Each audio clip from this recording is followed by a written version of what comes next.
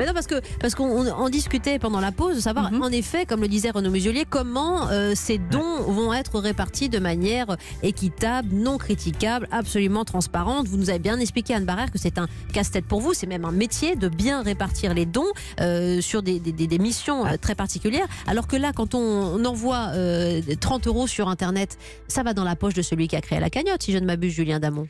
Ah bah c'est fait pour ça. Au départ, c'est fait pour des anniversaires, des listes de mariage. Donc on les crée directement pour ceux dont on fête l'anniversaire ou ceux dont on fête le mariage. Là, en l'espèce, surtout avec une somme très importante et une telle médiatisation pour ces 1,5 million d'euros en direction des forces de l'ordre, il va falloir faire, comme le font traditionnellement les associations ici, les pièces jaunes, une sorte de comité d'engagement en l'espèce, se mettant d'accord avec les œuvres de la gendarmerie, les œuvres des pompiers, les œuvres de la police nationale, pour savoir ce que sera la clé de répartition. Donc un citoyen ne peut pas faire ça. C'est un travail, c'est un investissement. Il peut le faire tout seul comme un grand et en jouant au 421 ou en fonction de ses convictions pour distribuer. Ou garder, pardon, pour les moins scrupuleux, c'est pas le cas d'Edouard, mais l'argent dans la poche. C'est le point absolument capital de la confiance, c'est que si vous donnez, sans savoir à qui vous donnez, vous prenez un risque colossal. Si vous donnez aux pièces jaunes, au Resto du Cœur et certainement à Monsieur Muselier, ce sont des gens auxquels on peut faire confiance pour une simple et bonne raison, c'est parce qu'ils sont contrôlés par les instances de contrôle, contrôlés médiatiquement. Voilà, on revient à la même chose.